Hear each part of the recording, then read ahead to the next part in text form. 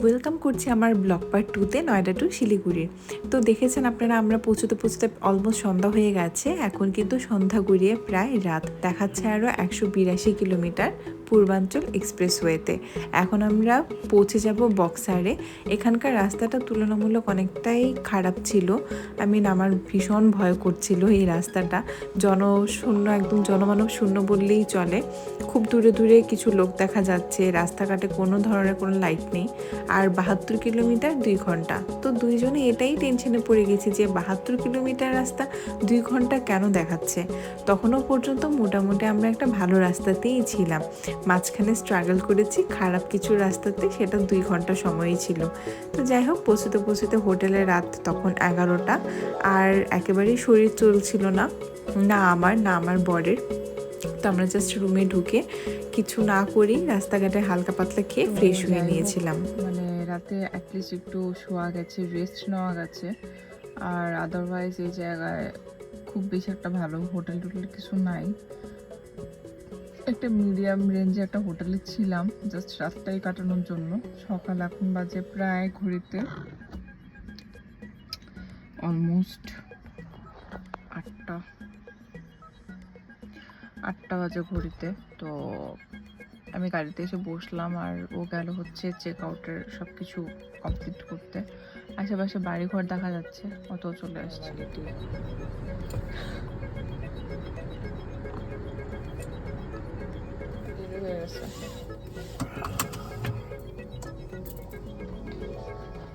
তো বাড়ি ঘরের মাঝে হোটেল বানাইছে, আশেপাশে মানুষের বাড়ি ঘর।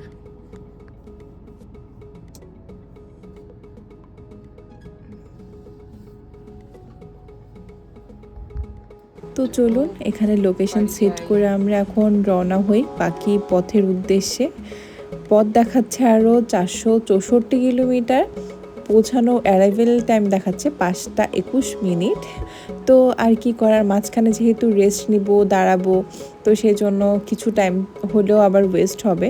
শুরু করলাম জার্নি। আর এটা হচ্ছে না বিহারের গঙ্গা, মানে এত সুন্দর এই গঙ্গাটা বলার বাইরে। মানে বিহারে আমার এত কিছুর মধ্যে একটা জিনিসই অনেক বেশি পছন্দ হলো, সেটা হচ্ছে গঙ্গা নদীটা। আর বলে যে গঙ্গায় স্নান করলে নাকি সব পাপ একেবারে ধুয়ে মুছে যায়। তো সেটা একটু ইচ্ছা করছিল যদি গঙ্গায় ডুব দিতে পারতাম। আর গতকাল রাতে বেশ ভালো বৃষ্টি হয়েছে। যখন বাইরে বের হলাম, গাড়িটার দিকে তাকালাম, দেখলাম যে পুরো গাড়িতে ছোট ছোট বৃষ্টির ফোঁটা। আর এত লং জার্নি করছি, গাড়ির চেহারার অবস্থাও বেচারার একদম খারাপ হয়ে গেছে। আর আশেপাশে যেটা সব থেকে বেশি বিরক্ত করছিল সেটা হচ্ছে এই ট্রাকগুলো। মানে দেখলাম যে বিহার থেকে এই ট্রাকগুলো সব ওয়েস্ট বেঙ্গলের দিকে ঢুকছে।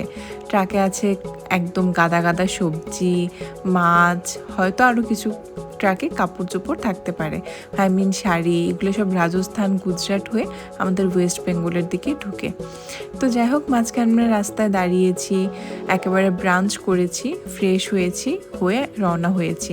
ততক্ষণ থেকে আরও বাকি 242 কিলোমিটার, মানে অলমোস্ট 250 কিলোমিটার পথ পাড়ি দিয়েছি।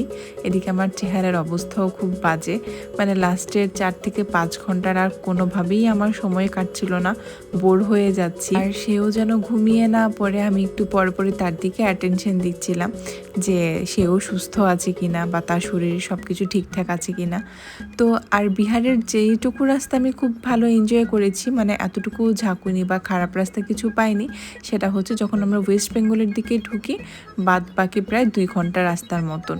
মানে রাস্তার গ্রামীণ পরিবেশ এত বেশি সুন্দর ছিল। এই রাস্তাটুকু, পাশে পুকুর, আর ওই পাশে দূরের গাছগুলো দেখা যাচ্ছে, এটা হচ্ছে একদম নেপালের বর্ডার। এই রাস্তাটুকু আমরা কিন্তু বেশ এনজয় করেছি। তো চলতে চলতে এখানে দেখাচ্ছে শিলিগুড়ি আছে মাত্র আর 137 কিলোমিটার। চলুন, 137 কিলোমিটারের পথ খুব বেশিক্ষণ লাগবে না, এই ধরুন 1.5 থেকে 2 ঘন্টার মতন। তো এদিকে হচ্ছে বিহারের একটা বাজারের রাস্তা পড়েছে বলে আমরা জ্যামে। আর 112 কিলোমিটার 137 থেকে পার করে চলে এসেছি। আকাশটাও এত বেশি সুন্দর লাগছে, আর চারপাশে ঘাস, সবুজ, চিরচেরা। তো বলতে বলতে আমরা এদিকে ওয়েস্ট বেঙ্গলের স্টেটেও ঢুকে গেছি। আর কি, এই যে আমার বেচারা টায়ার্ড জামাই, কিন্তু সে নাকি একদমই টায়ার্ড হয় না, কারণ সে ড্রাইভিং এত বেশি এনজয় করে, মানে এটা একদম বলার উপেক্ষা রাখে না। আমি আসলে বসে বসে বোর হয়ে যাচ্ছিলাম। তো যাই হোক, রাস্তাটা অনেক বেশি সুন্দর হওয়াতে একটুকু খারাপ লাগেনি। মাঝখানে গান চালিয়ে একটু ফুর্তি করলাম।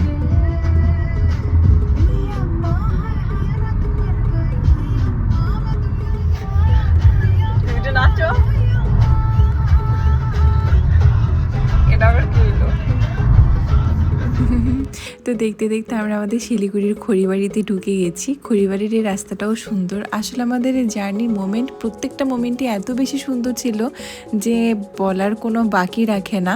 আর বাদ বাকি মাত্র 50 মিনিট, এই 50 মিনিটও দেখতে দেখতে চলে যাবে। আর শিলিগুড়ি ঢুকলে আশেপাশে এত সুন্দর সবুজ সবুজ চা পাতা দেখা যায়, মানে দেখলেই না মনটা কেমন একটা পাগল পাগল হয়ে ওঠে। রাস্তাটাও দেখুন একদম সরু, আর দুই পাশে কি সুন্দর গাছ। ঢুকেই মনে হচ্ছে আবহাওয়া এত সুন্দর। আর দিল্লিতে এত বেশি গরম লাগতো না, মানে এই গরমের জন্যই আমরা আরও বাড়িতে কয়েকদিন ছুটিতে এসেছি। এখানে যদি গরমও হয়, সকাল হলেই রোদ আর সন্ধ্যা হলেই বৃষ্টি, আর বাদ বাকি সারা রাতেই যায় একদম ঠান্ডা। কিন্তু জানেন তো, যখনই আমরা দিল্লিতে ছিলাম তখন আমি চাইলেও বৃষ্টির দেখা পেতাম না, মানে বৃষ্টি হতো না বললেই চলে।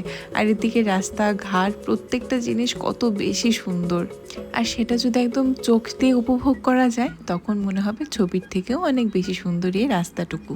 চলুন, বলতে বলতে একদম বাড়ির রাস্তায় পৌঁছে গেলাম, আর মাত্র 8 কিলোমিটার। এই যে এত কিলোমিটারের জার্নি এত সুন্দরভাবে উপভোগ করেছি যে সেটা বলবার মতো নয়। আর সব থেকে বেশি যে ড্রাইভিং উপভোগ করেছে তার কথা। তো যাই হোক, বাদ দিন সেসব কথা। বাড়ির আর তো কেউ কখনো ছাড়তে পারে না, সেটা আমি হই বা আপনি, যার যার জন্মস্থান তার তার কাছে থেকেই যায়। তো চলুন, কথা বলতে বলতে আর কিশোর কুমারের গান শুনতে শুনতে বাড়ির দিকে ঢুকেও পড়ছি। মা বাবার কাছে তার ছেলে, ছেলের বউ কত দিন বাদে আসছে, এতে কিন্তু তাদেরও ভীষণ খুশি। চলুন, গল্প করতে করতে একদম তো বাড়িতে ঢুকেই পড়লাম। আর এত কিলোমিটারের জার্নি, পুরো 2 দিনে গাড়ির অবস্থাও একদম বেহাল দশা, পরিষ্কার করতেই হবে।